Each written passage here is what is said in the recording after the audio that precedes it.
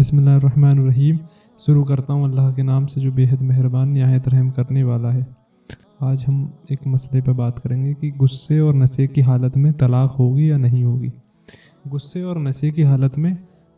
طلاق باجے ہوگی یا نہیں ہوگی،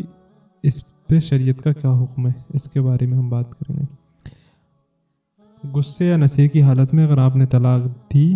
تو طلاق ہو جائے گی۔ شریعت میں ہے کہ جب بھی آپ طلاق دیں تو پہلے ایک طلاق دیں، اس کے بعد آپ کو یہ اختیار ہوتا ہے کہ آپ دوبارہ اس کو واپس لے سکتے ہیں۔ لیکن اگر آپ نے 3 طلاق ایک ساتھ دے دی تو پھر آپ کی طلاق ہو جائے گی، چاہے آپ نے غصے کی حالت میں دی ہو یا نشے کی حالت میں دی ہو۔ لیکن یہاں پر ایک کنڈیشن یہ ہے کہ غصے میں بھی ایک کنڈیشن یہ ہے، اگر کوئی انسان اتنا غصے میں ہے کہ وہ پاگل ہو جاتا ہے اور اس کو یہ بھی پتہ نہیں رہتا میں کیا بک رہا ہوں یا کیا کہہ رہا ہوں، کسی سے بھی کچھ بھی کہہ رہا ہے، اس کو خود ہوش نہیں ہے، اور جب اس کا غصہ ٹھیک ہوتا ہے، جب اس کا دماغ ٹھیک ہوتا ہے، اس کے بعد اسے یہ بھی پتہ نہیں رہتا کہ میں نے غصے میں کیا کیا بولا، تو اس حالت میں اگر وہ طلاق دے گا تو طلاق بازی نہیں ہوگی۔ ایسے ہی نشے کی بات ہے، جیسے اگر نشہ اس نے خود کیا اور خود نشہ کر کے آیا اور اس کو ہوش و حواس بھی رہتا ہے، اور نشہ وہ خود کرتا ہے، عموماً وہ زیادہ تر نشہ کرتا ہے، تو نشے کی حالت میں اگر وہ طلاق دے گا تو طلاق باجے ہو جائے گی، یعنی کہ تو طلاق ہو جائے گی۔ لیکن اگر کوئی انسان نشہ کرتا نہیں ہے لیکن اس انسان کو کسی اور انسان نے نشہ دے دیا ہے، وہ باہر سے آیا یا کسی نے باہر اس کو نشہ دے دیا، کچھ نشے کی چیز کھلا دی یا کچھ بھی ایسی، یعنی کہ اگر وہ شراب نہیں پیتا تھا تو اس کو شراب پلا دی، اگر کوئی بھی نشے کی چیز جو نہیں کرتا تھا لیکن اسے نشہ کسی نے دے دیا، پھر وہ اگر اپنے ہوش و حواس کھو دیتا ہے تو اگر وہ گھر پر آتا ہے یا پھر وہ اس حالت میں اگر طلاق دے دیتا ہے، کیونکہ پھر وہ نشہ اس نے خود نہیں کیا ہے، کیونکہ اس کو یہ بھی ہوش نہیں ہے وہ کیا کر رہا ہے اور کیا نہیں، کیونکہ اسے کسی نے نشہ دیا ہے، کسی دوسرے انسان نے، تو اس حالت میں بھی طلاق باجے نہیں ہوگی، کیونکہ وہ نشہ اس نے خود نہیں کیا۔ تو یہ 2 صورتیں تھیں، یعنی کہ غصہ، اتنا غصہ کہ اسے خود پتہ نہ رہے میں کیا کر رہا ہوں یا کیا کہہ رہا ہوں، وہ اپنے ہوش و حواس کھو دے اور پاگل سا ہو جائے، اور اس کو جب ٹھیک ہونے کے بعد یاد بھی نہ رہے کہ اس نے کیا کہا تھا، تب طلاق نہیں ہوگی۔ دوسری صورت میں یہ ہے کہ وہ نشہ کرتا تو نہیں تھا یا اپنے آپ نشہ نہیں کیا، کسی اور نے اس کے ساتھ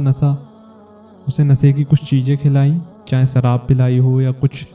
بھی ایسا پدارتھ جو اس کو کھلایا ہو جس سے وہ اپنے ہوش و حواس کھو دیے ہوں اس نے، اور اسے پتہ نہ ہو یہ نشے کی چیز ہے یا کیا ہے، اس کے بعد اگر وہ آگے طلاق دیتا ہے تو طلاق باجے نہیں ہوگی۔ یہ 2 صورتیں تھیں جس میں طلاق باجے نہیں ہوگی۔ تیسری صورت یہ ہے کہ طلاق باجے ہونے کی کہ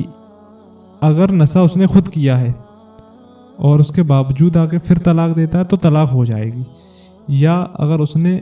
غصے میں کہا، کیونکہ زیادہ تر جو طلاقیں ہوتی ہیں وہ غصے میں ہی کہی جاتی ہیں، کیونکہ کوئی بھی خوشی کے ٹائم پر تو طلاق نہیں دیتا نا، اسی لیے شریعت اجازت دیتی ہے کہ آپ جب بھی طلاق دیں تو کیول ایک طلاق دیں، تاکہ ایک طلاق سے یہ فائدہ رہتا ہے کہ آپ دوبارہ اس کو اپنی نکاح میں لے سکتے ہیں، مطلب اس میں کوئی نکاح آپ کا ٹوٹتا نہیں ہے۔ لیکن ہوتا کیا ہے، انسان جب بھی طلاق دیتا ہے تو 3 طلاق دیتا ہے، وہ غصے میں ہی دیتا ہے، لیکن اس سمے پر وہ بات اسے یاد رہتی ہے کہ ہاں میں نے غصے میں اس کو کہہ دیا۔ لیکن شریعت طلاق اور نکاح کے جو عقائد ہیں اور نکاح کی اور طلاق کی جو باتیں ہیں، ان کو مذاق میں یا صحیح ٹائم پہ بھی لینے کے لیے اس میں کوئی بھی وہ نہیں ہے کہ اگر آپ نے مذاق میں کہہ دیا تو طلاق نہیں ہوئی، تب بھی طلاق ہو جائے گی۔ لیکن وہی 2 صورتیں تھیں، یعنی کہ اتنا غصہ کہ انسان پاگل ہو جائے، اس کو یہ یاد بھی نہ رہے کہ مطلب میں نے طلاق دی، میں نے کیا کہا، تو اس صورت میں طلاق ہو جائے گی، یا اس نے خود نشہ کیا ہو اور اتنا نشہ کہ چاہے اس نے آ کر پھر طلاق دی نشے کی حالت میں، کیونکہ وہ عموماً نشہ کرتا ہے، اسے ہوش و حواس بھی رہتا ہے، سب کچھ تو وہ دیتا ہے کیونکہ وہ خود نشے کی عادی ہے، تو اس صورت میں بھی طلاق ہو جائے گی۔ اور اگر اسے کسی اور انسان نے نشہ دے دیا تب طلاق نہیں ہوگی۔ تو یہی چند صورتیں تھیں، لیکن اللہ تعالیٰ ہمیں ان سب چیزوں سے بچنے کی ہدایت عطا فرمائے۔ لیکن صحیح مسئلہ یہ ہے، صحیح بات یہ ہے کہ جب بھی غصہ ہو یا کچھ بھی ہو تو کیول پہلی طلاق دیں، کیول ایک طلاق دیں، تاکہ ہمارا نکاح نہ ٹوٹے اور